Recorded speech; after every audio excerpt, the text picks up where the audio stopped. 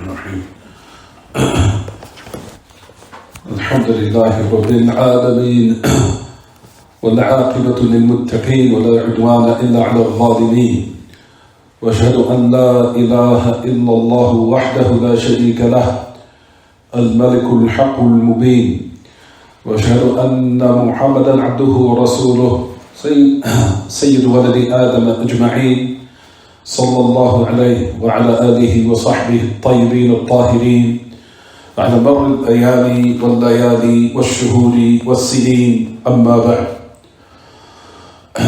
As we continue the explanation of Al-Hamawiyyah or Fataawa Al-Hamawiyyah Al-Kubra by the great Imam Taqiyuddin Ahmad ibn Abdul Halim ibn Abdul Salam ibn Taymiyyah Al-Harrani Al-Dimashqi Al-Numayri, the one who died 728 after the migration of our Prophet ﷺ, with the time now 6:49 p.m. Thursday, November 10th, 2022, with Tariq al-Miladi, in regards to the Gregorian calendar, which agrees on the Hijri calendar, or is technically later to Jumu'ah, the evening or the night of Jumu'ah, where the day now, we're still in the month of Rabi' al-Thani, or Rabi' al-Akhir, or Rabi' al-Akhir, Rabi' al-Thani, which is technically the 17th of Rabi' al-Thani, the year 1444, after the migration of our Prophet ﷺ.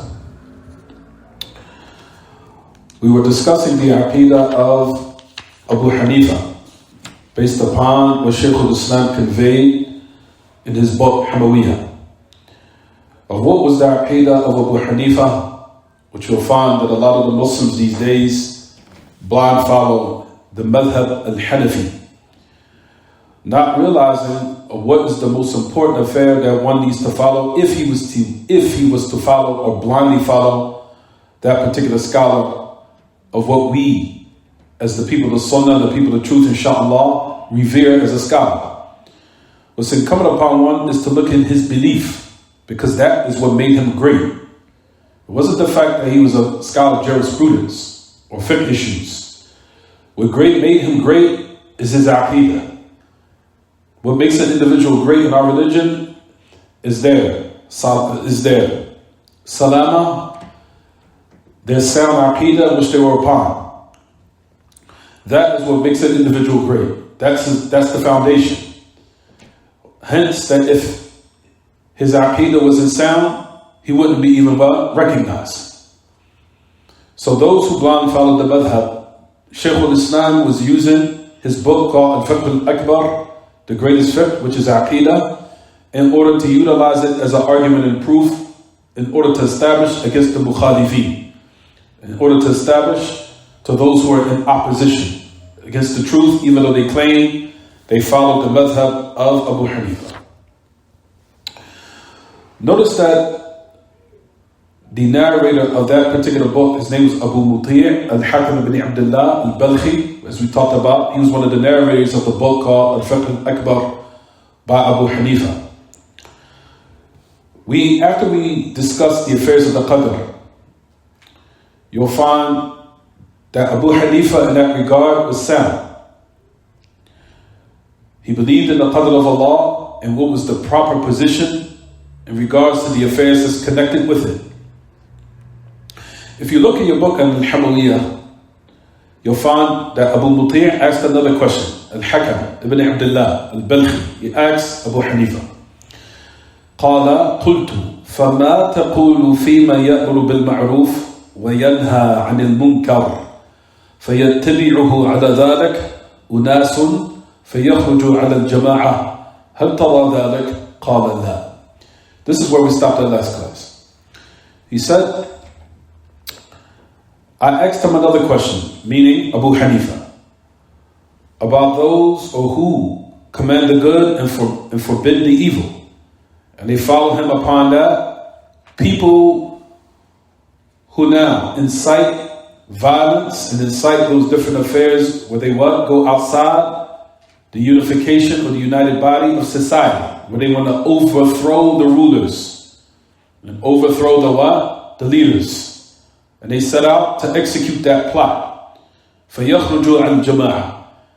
So they go outside the united body of the Muslims in order to topple the leaders and those who are with them, to declare them to be disbelievers so we can kill them. He said, do you see that to be correct? قَالَ لَا. He said no. Abu Hanifa said no. He said why? So he wanted to ask him a question, to investigate, to scrutinize, to show, if you want to say, to throw a little curveball in there. To question, like for example, to test why. Even though Allah and His Messenger commanded us and commanded the Ummah to command the good and forbid the evil. And that is an obligatory duty that's incumbent upon us to carry out.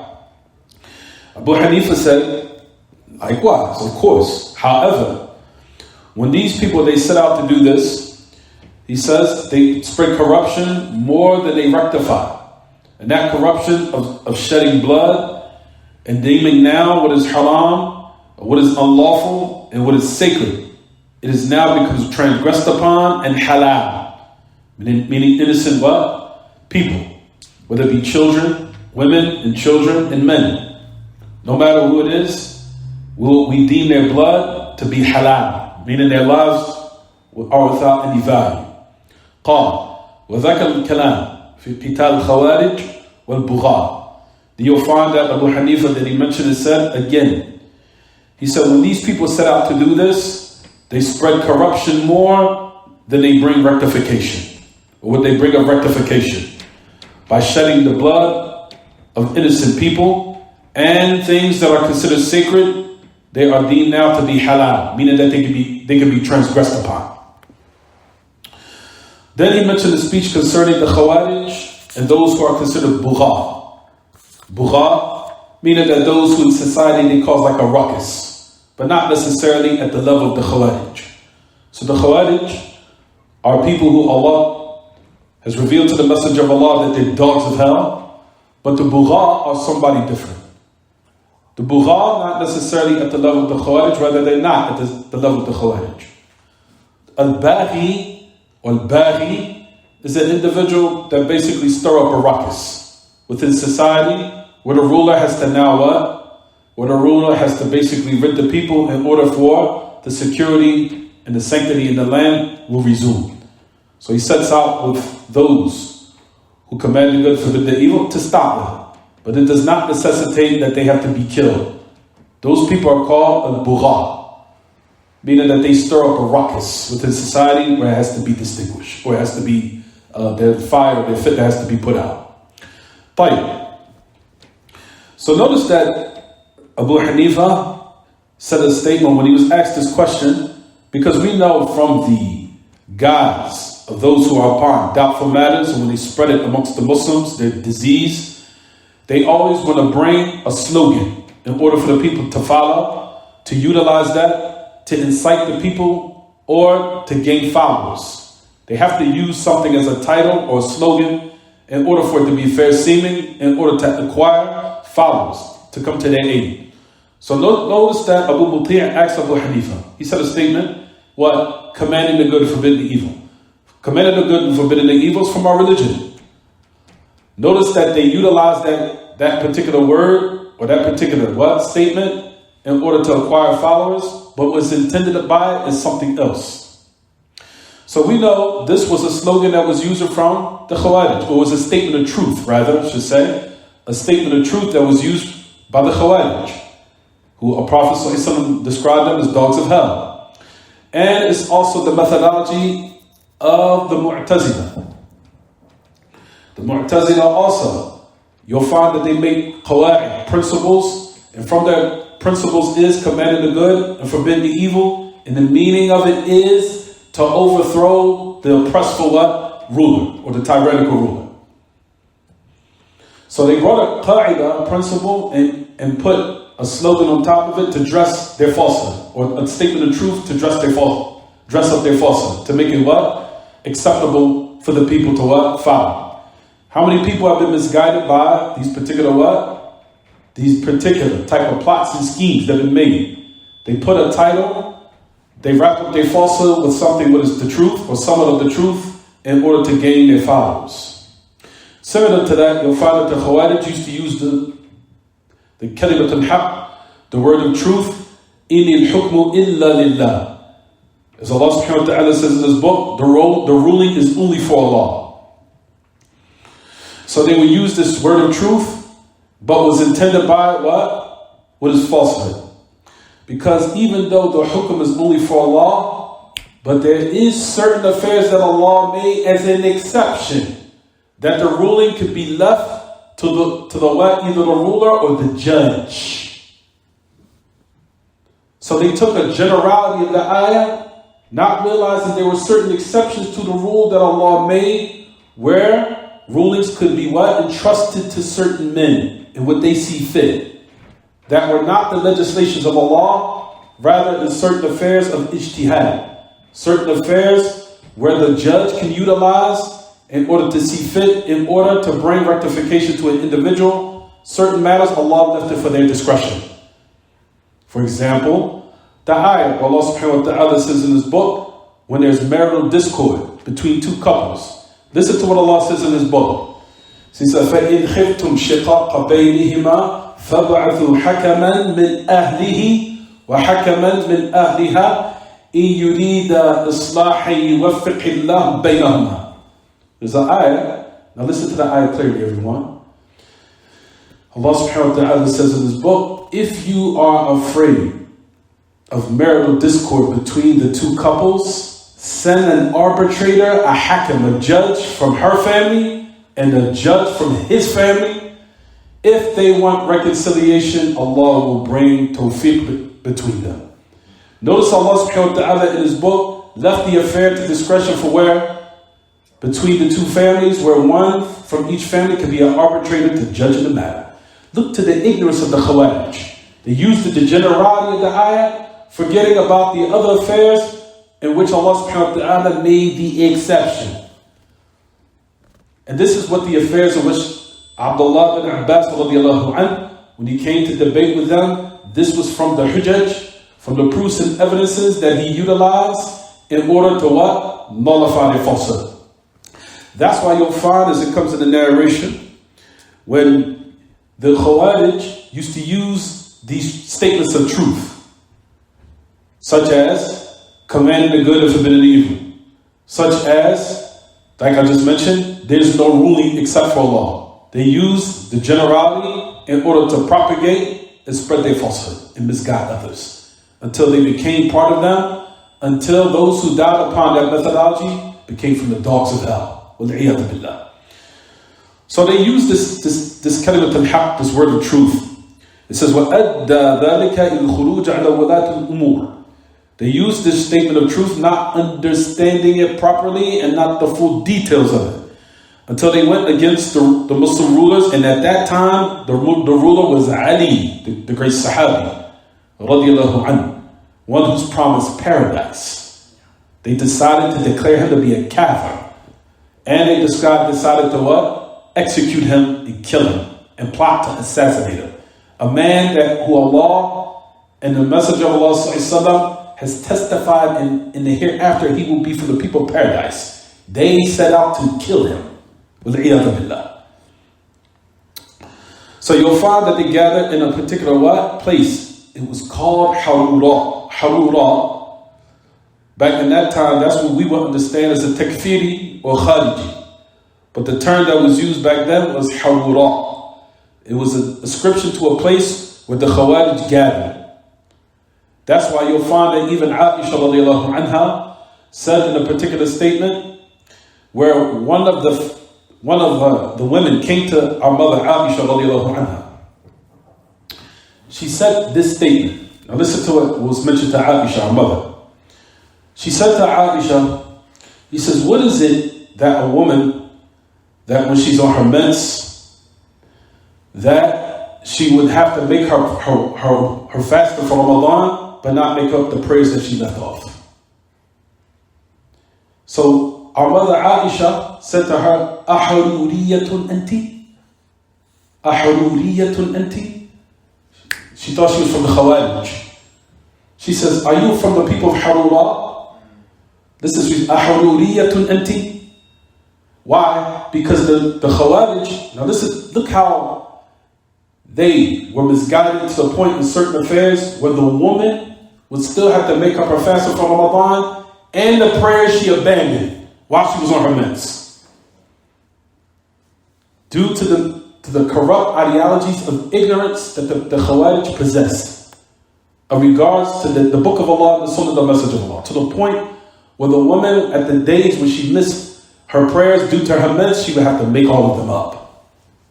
That's how ignorant that the Messenger of Allah described them as, and as a result of this deep ignorance, they killed innocent people. Of this deep ignorance of the Book of Allah and the Sunnah of the Messenger of Allah. That's why Abdullah ibn Abbas radiallahu anhu, when he came out to debate with them, he said, there's 6,000 of you. Now listen to this deep understanding that Abdullah ibn Abbas was given when he went to them. He said, there are 6,000 of you from amongst them. None of the companions of the Messenger of Allah is amongst them from you. None of them. And the companions of the Messenger of Allah at that particular time were in abundance and were still alive. Meaning, they didn't take their affairs back to the what? The greatest scholars, rather, the companions of the Messenger of Allah to attain their understanding in their religion. As a result of it, they became misguided. So when you don't turn your affairs back to the Salaf, and at the head of them is the companions of the Messenger of Allah, especially in the affairs of belief and fundamentals, you will be from those just like to the Khawarij, when he abandoned the Messenger of Allah, abandoned the companions of the Messenger of Allah, what came as a result of it, deep misguidance. To the point where the individuals that died, they would be from the dogs of the hellfire. As the Messenger of Allah described them as in the narration come of Abu Sa'id al-Khudri, radiallahu anhu, kilab al-nar, kilab al-nar, kilab al-nar. He said, the Messenger of Allah said about them, the dogs of hell, the dogs of hell, the dogs of hell, the dogs of hell, the dogs of hell. Wal-iyadhu billah. You'll find that they used to use the statements of truth, such as we mentioned and said. They used to use the statements of truth, command the good, forbid the evil. There's no ruling except for Allah. Statement of truth, it's in the Book of Allah. However, like we said, their understanding of it was what? Perverted and tainted. Perverted ideologies. Until the point, as we know, that the Messenger of Allah gave the description of them, that they will be known for having an abundance of worship. More to the point where they used to do more worship than the companions. That you will find and deem your worship to theirs like nothing. You look down upon it in regards to the great so-called diligence and the efforts they were putting in regards to drawing close to Allah in a manner in which Allah subhanahu wa ta'ala hates. Look how a person could be misled to the point they could be in a level of great worship and at the same time being cursed and being at the same time far away from Allah ta'ala. And the more they increase in that affair, based upon the fact that they're drawn close to Allah upon evil principles, upon evil understanding, and upon perverted ideologies. To the point where Allah subhanahu wa ta'ala made the description of them the dogs of hell. The Messenger of Allah also gave another description. He said about them, even though this is their affair, is the Messenger of Allah praising him in these narrations, brothers and sisters? The Messenger of Allah wasn't praising them. You know why he mentioned saying about their worship and their diligence in worship and their great diligence and efforts they will exhaust to draw close to Allah? You know why he mentioned it? He's saying that this will be the reason why you'll be fooled by them. Because you will look at their what? MashaAllah, at night, look at the tired weariness of them. And the great worship and the fasting and all those other things. But they were drawn close to Allah upon ignorance and upon perverted ideologies. And now we just clarified that Abdullah ibn Abbas in his debate with them clearly displayed how deep of the magnitude and level of ignorance they possessed.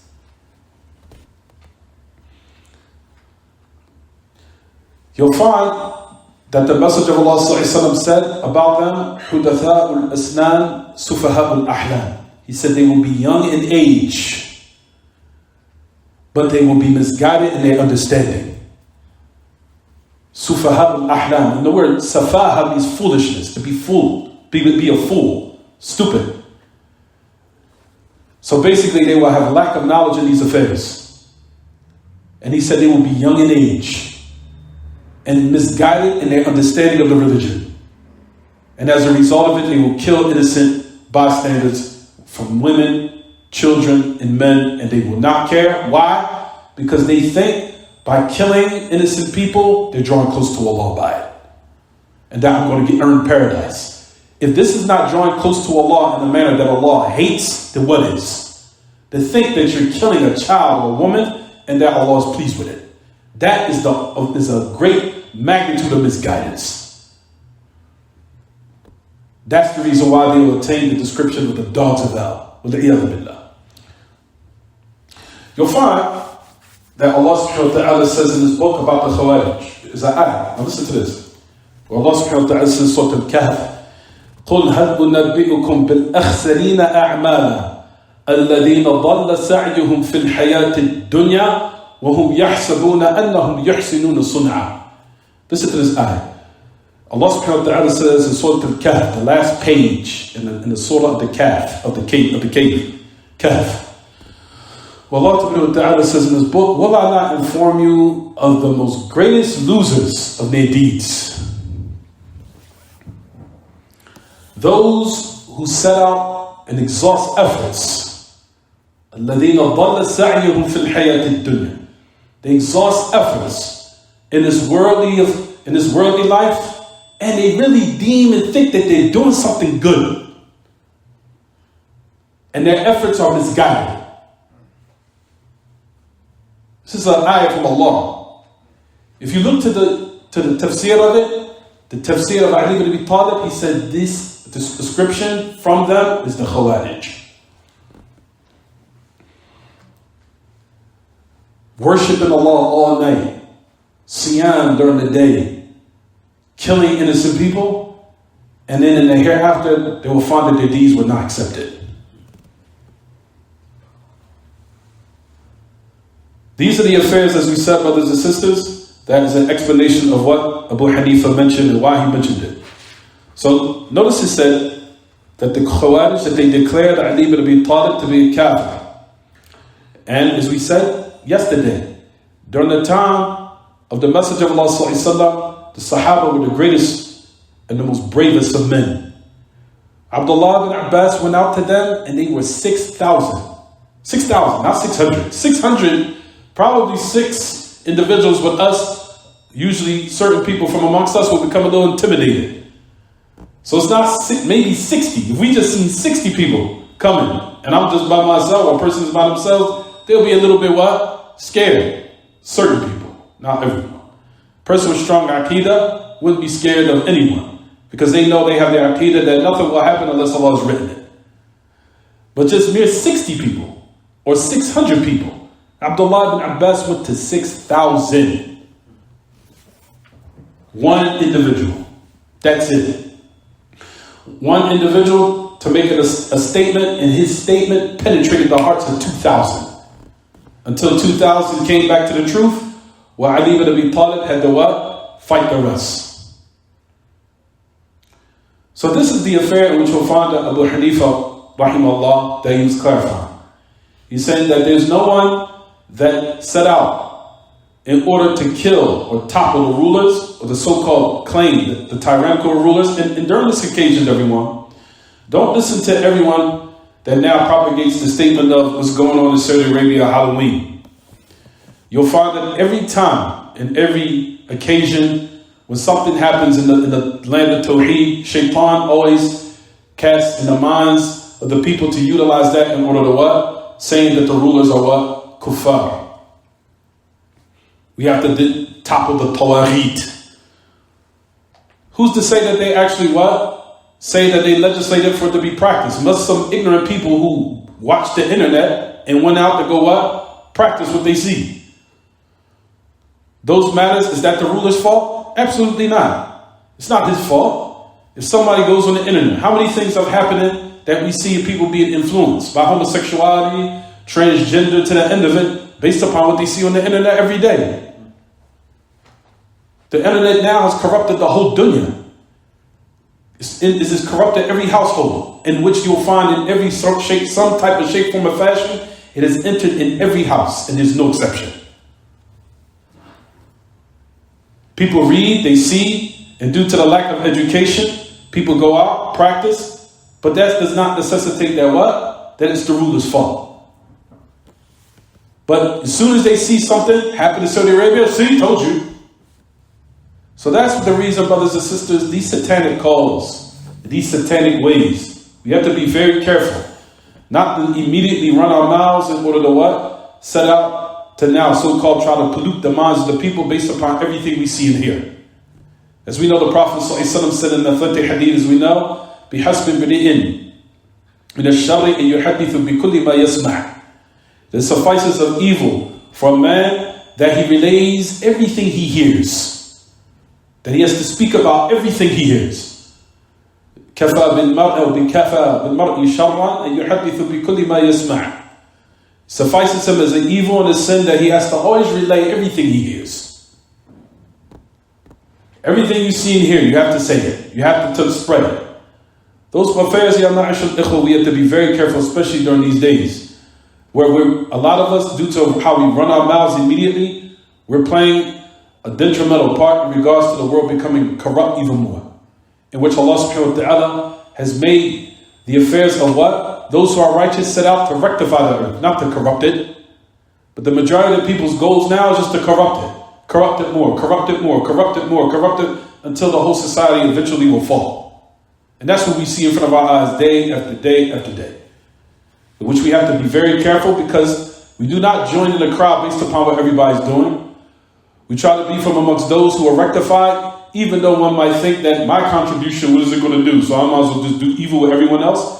That's why you'll find on the day of resurrection, those people that have that type of mindset and that mind frame, that will be the affairs on the day of resurrection, when a lot of people will be thrown into hell, and you'll be glad that you did not participate in what the others were doing and what the majority of the people were doing. The vast amount of people on the earth, Allah subhanahu wa ta'ala said about their condition when He said in His book, وَإِن تُطِعْ أَكْثَرَ مَنْ فِي الْأَرْضِ يُضِلُّكَ عَنْ سَبِيلِ اللَّهِ. If you was to obey the majority of the people on the earth, they will mislead you from the path of Allah. That's in order for Allah to show us that the majority of people are what? The vast majority are in a state of misguidance, that do not follow what everyone else is doing. You be the exception, where you cling to the truth and you be upright within yourself, no matter who's doing what and how many are doing what. You make sure that you are clinging to the truth and you're doing what's right, and you're doing right by people. So you will be the exception in which Allah will save on the day of resurrection, where the majority will be thrown and cast in hell, and you're going to be glad that you stuck to your guns. And when I see stick to your guns, meaning you stuck to the truth. And you did not join in to be the follower, but rather you did what was right, and Allah will save the individual, even if sometimes he has to be, or she has to be by herself.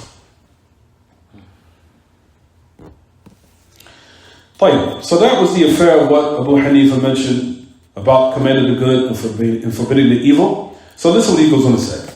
He says that على جماعة المسلمين المجتمعة على هدي رسول الله.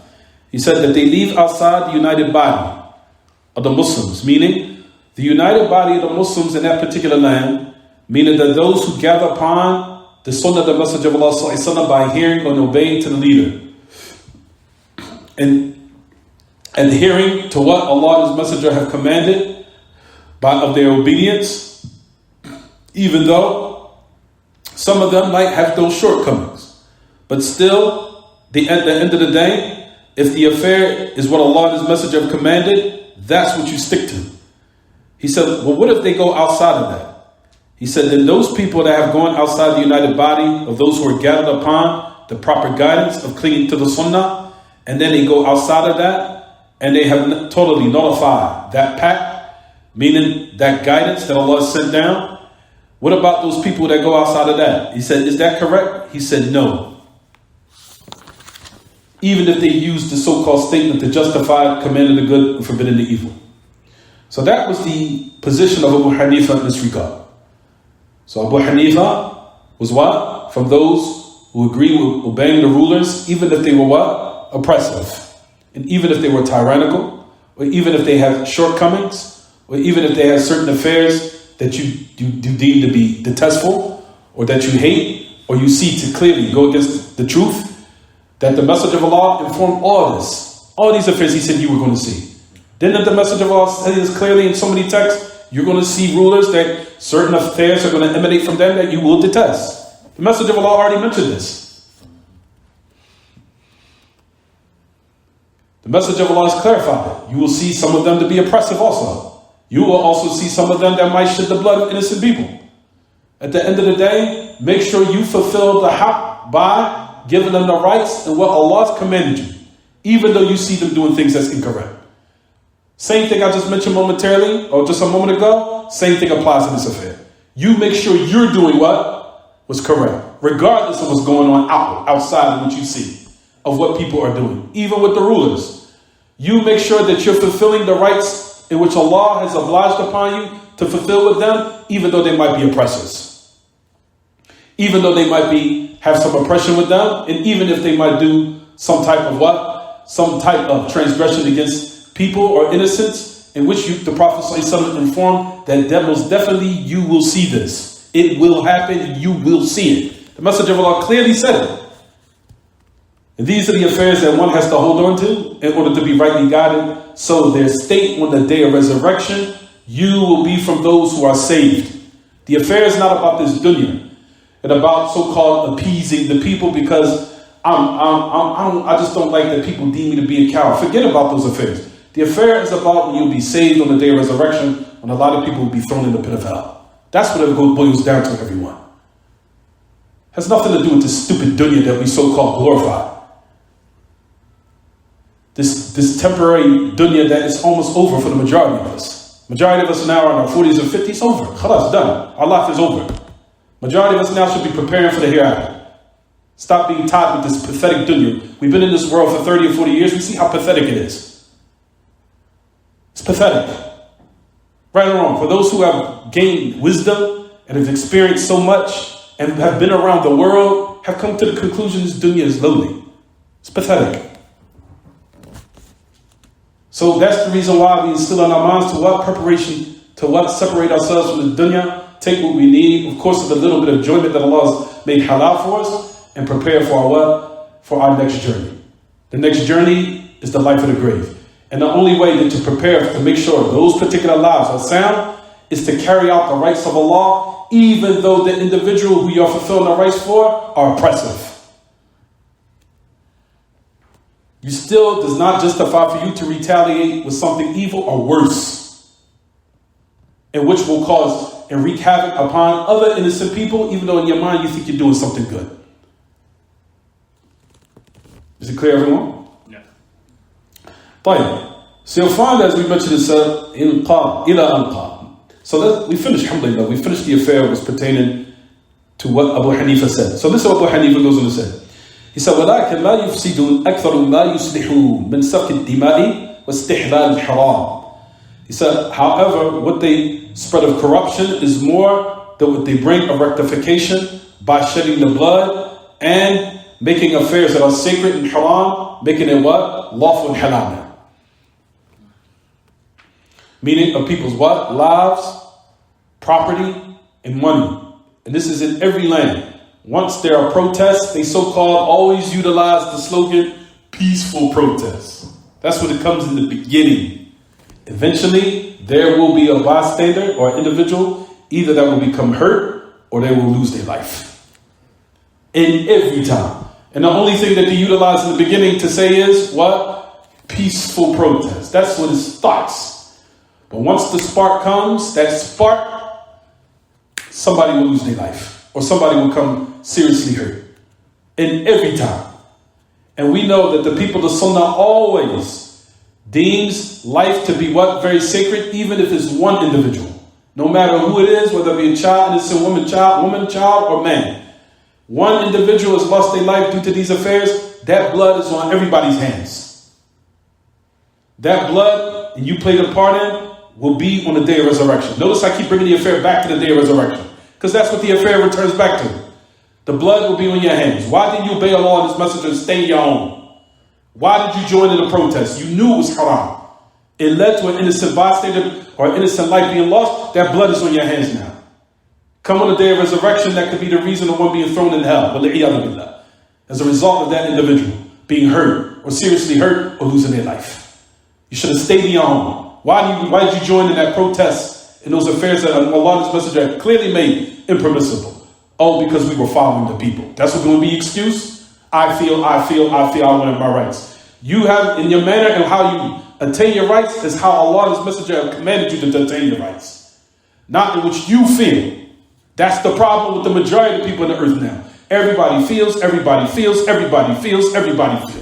That's the problem. And this is why it's plunged society in the depths of darkness in which we see now. At any rate, let's go back to the book. I'm sorry. Abu Hanifa, listen what he says. He says, now listen to the next story or the next statement. And we'll stop here, inshallah. Now listen to this. This is where it gets more deep. When Abu Hanifa was asked the question, عَمَّنْ قَالَ لَا أَعْرِفُ رَبِّي فِي السَّمَاءِ. He said, then it was asked about an individual who says, or a person that says, I don't know my Lord to be in the heavens. And when we say in the heavens, meaning above it, because the word proposition fi can mean what, everyone? Ala can mean above. Or sama in the Arabic language can also mean ulu, above. It can mean both. He said, I don't know of a Lord that's above the heavens, nor earth that's up, or nor in the earth. He said, if a person says this statement, indeed, he has fell into disbelief. Because Allah subhanahu wa ta'ala says in His book, the most merciful above the throne ascended. The most merciful above the throne ascended. Abu Hanifa goes on to say, وَعَرْشُهُ فَوْقَ سَبْعِ سَمَاوَاتٍ. And the throne, His throne is above the seven heavens. His throne is above the seven heavens. And that's what you'll ask everyone who denies that Allah is above. Let's start with Allah's throne. Where's His throne? Is it in every place? They'll say Allah is everywhere. So Allah has said clearly in His book He's above His throne. Where's the throne of Allah? Ask Him that. So Allah's throne is everywhere too? Doesn't make any sense.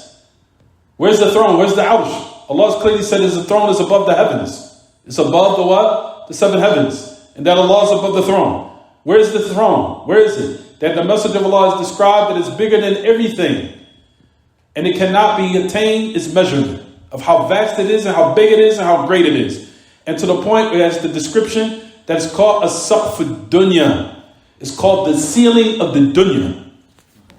The ceiling of the dunya.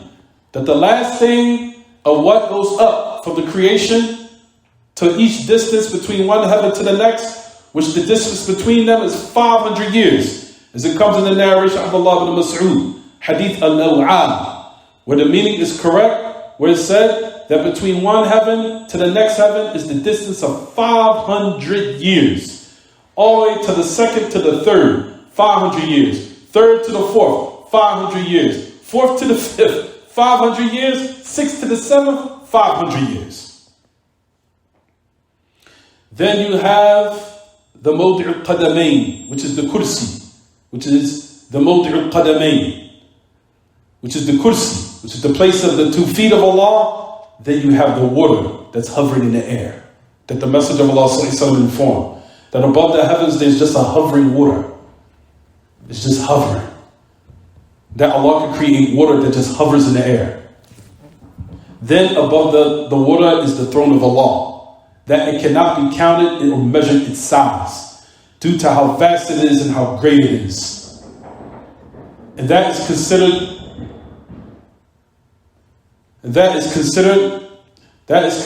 the what, everyone? That is where the dunya stops. That's where the creation stops. There's nothing above that other than Allah Himself. And that is the saqf dunya, that is the ceiling of the world, where the creation stops right there. After that, and above that, is Allah subhanahu wa ta'ala himself. Where he says in the authentic hadith, where the Messenger of Allah sallallahu alayhi wa sallam informed and said, إِنَّ اللَّهَ قَدْ كَتَبَ فِي كِتَابٍ فَهُوَ عِنْدَهُ فَوْقَ الْعَرْشِ إِنَّ رَحْمَتِي سَبَقَتْ غَضَبِي. That Allah subhanahu wa ta'ala says in his book, the Messenger of Allah sallallahu alayhi wa sallam informed the authentic sunnah, where he said that Allah is above the arsh, in which there is a book with him above the arsh. There's a book that Allah has written in that book with him that is above the throne. The Messenger of Allah clearly said, above the throne. So where's this throne? Ask the Asha'ira. You say that Allah is not anywhere, or He's everywhere. But where's the throne? Didn't Allah describe that He's above the throne? So where's the throne? Give us the description. Where is it? He said that the throne is above the seven heavens. And that Allah is above the what? The throne. And that Allah has written in the book and is with him above the throne. Indeed, my anger has preceded, Inna rahmati sabaqat ghadabi. Verily my mercy precedes my wrath. Verily my mercy precedes my wrath. That book that Allah has written in it, that His mercy precedes His wrath, is with Him above the throne. Is it clear, everyone? Jayyid. So those affairs you'll find that it says, what Abu Hanifa mentioned and said. He said, now listen to what the verse that will stop, inshallah. Where he says, Ar-Rahman ala al-arsh istawa. He said that the person who doesn't believe that Allah is above and they reject this affair, they have denied a verse in the book of Allah. Because Allah clearly says in this book, in Surah Al-Taha, ayah number 5, He said, the most merciful above the throne, He ascended, subhanahu. Meaning, we know as it comes in the book of Allah, in the Sunnah of the Messenger of Allah, sallallahu alaihi wasallam, that Allah Ta'ala created the heavens and the earth and that which is in between it, and in 6 days, what? Fi sittati ayyam. Then His infinite complete wisdom necessitates that He particularized the throne with ascension. And then He ascended above it, tabarak wa ta'ala. And that affair is in 7 verses in the book of Allah Ta'ala. Where Allah subhanahu wa ta'ala has mentioned in 7 verses that He ascended above the throne. After He created the heavens and the earth and that which is between it within 6 days. Until His wisdom particularized the arsh with a uluun khas bil arsh. With a specific affair that He specialized the throne with, which is ascension and being above it, subhanahu. Jalla Shaykh. So Abu Hanifa, based upon this, he said, if a person does not believe that Allah is above, then they have rejected this verse, which we know as a result of rejecting a verse in the book of Allah is what? Has left the fold of Islam. Just rejecting one verse in the book of Allah and belying it. Rejecting it and saying that I don't believe in that. That would necessitate that person be exit out the fold of Islam. Just rejecting one verse. Because it's as if you're saying, oh Allah, even though you said that, I don't believe it. Those affairs are extremely dangerous. And that's why Abu Hanifa said what he said in this particular statement. Is it clear, everyone? قلت. So then, Abu Muti' al-Hakam ibn Abdullah, he asked him and said, فَالْقَالَ إِنَّهُ عَلَى الْعَرْشِ اسْتَوَى. Verily above the throne He ascended. وَلَكِنَّهُ يَقُولَ أَدْرِي الْعَرْشِ فِي السَّمَاءِ. Now listen to what he says here. He says, I don't know. The throne, is it in the heavens, or is it in the earth? So now they went from Allah and being doubtful where their Lord is to even where the throne is. I don't know where the throne is. The throne of Allah. The throne of Allah is in the heavens and the earth. He said this person is disbelieved. Generally. لِأَنَّهُ أَنْكَرَ أَن يَكُونَ فِي السَّمَاءِ. Why? Because he denied that it is above the heavens. And Allah is in the highest of the highest. Is it clear, everyone? Allah Ta'ala a'la illiyin. Listen to what Abu Hanifa says. He said, لِأَنَّهُ تَعَالَى فِي أَعْلَى عِلِّيِّينَ. He's in the highest of the illiyin. Highest and the highest. Subhanahu. And that Allah is invoked. He's invoked from above, not from below. When a person raises their hands and when they pray, and they put their head on the carpet in order to what? Pray to Allah. And when they raise their hands and when they pray, We know naturally by the natural disposition and inclination of the human being, his heart goes to what is above him. And we know that the mustannad of this affair is by the book of Allah, the sunnah, the message of Allah, the consensus of the scholars, by the sound intellect that hasn't been tampered with. The sound intellect and the what? The natural inclination and innate disposition and inclination of the human being.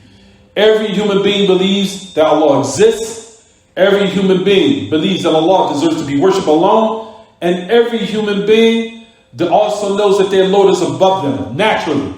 If you left a human being all alone, without any of the outside influence and corrupted ideologies and perverted, disgusting filth of this world, and you left a human being all alone in the land, without the satanic beliefs that would come to corrupt it, if he was left alone and left to be reared by himself, by the natural inclinations around him, like I said, with the exception that none of the outside influence of this world corrupted, and he was left upon that, he will naturally know that Allah exists, Allah deserves to be worshipped, and that his Lord is above him. Naturally. If he was left upon the fitrah, the natural disposition of the human being, in the natural thing that Allah has instilled upon every human being. Every human being, even atheists believe Allah exists. They believe that. They believe it. Trust me, they believe it. Like we said, if you look to the research of the greatest so-called revered atheists with them, not with us, with them, and you look to the research of those so-called great atheists, majority of them, if not the greatest of the respected amongst them, if you want to say for lack of better words, the Michael Jordan of the so-called atheists, they even retracted their statement towards the end of their lives. To the point where they use them as reference points, the atheists of today, because they deem them to be greater than them. Right, everyone?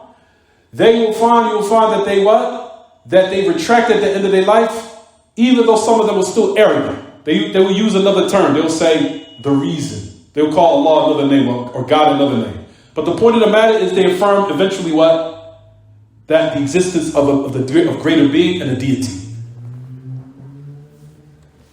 That's why we said even atheists believe it. However, they reject it out of what? Belligerence and arrogance. And if you go back to the research, you'd be surprised at those who consider the most intellectual from amongst them, what they say. And that they also retracted their statements toward the end of their lives to conclude that there's no way, except there was someone of a greater deity that had to create this. There's no way in the world. It is impossible. Even say it's impossible for these affairs had to come to existence by itself. Impossible, because it's too what? It's too systematic. It's too systematic. Why is there 2 eyes for every human being? 2. Somebody planned it out. 1, 2. If it was this chaotic, that one would have 10, that one would have 30, that one would have 600. No, it was a sequence. 2. 5 fingers. 5 toes. Somebody what? Somebody numbered that to a specific number. There's a higher intelligence. Higher name is a creator. Is it clear, everyone? We'll stop here, inshallah. Stop here. We'll stop here. وصلى الله وسلم وبارك على نبينا محمد وعلى آله وصحبه. سبحانك اللهم وبحمدك أشهد أن لا إله إلا أنت أستغفرك وأتوب إليك. Any questions about the lesson, anyone? So we'll stop here at the belief of Abu Hanifa, what he mentioned here. We'll mention what he said as far as those who deny that Allah is above. He said that they're based upon their rejection of this verse, that he's a disbeliever, because he rejected a verse from the book of Allah. That Allah clearly says that he's above the throne. And we know where the throne is, everyone. It's the highest of high, and it's considered the ceiling of where the creation stops. That's it. There's nothing else after that, except the one who's above the throne, who's Allah himself. Is it clear, everyone? Thought we'd stop here. Any questions about the lesson? I had one on the, what was it called? Marriage, I guess like a disagreement or something. What was the term for it? Marital discord. No. Can you elaborate a little more like you were saying, No, we just said that basically that ayah was used that Allah left certain affairs for the arbitrator in order to judge in certain matters. Not all matters were entrusted of certain matters that Allah did legislate, but there are exceptions to it. The Khawarij said that Ali ibn Abi Talib, basically, he allowed men to judge in certain matters when the ruling was only for Allah. Abdullah ibn Abbas said that's not correct, even though Allah mentioned that in his book, but there are certain affairs that Allah entrusted for men, based upon their certain discretion, what they see fit, they can judge in those matters. But they didn't have knowledge of that. And they didn't return their affairs back to those who witnessed the revelation, who had sound understanding in the religion. They didn't return their affairs back to them. As a result of it, they what? They became misguided. See how the affairs of what we say make sense.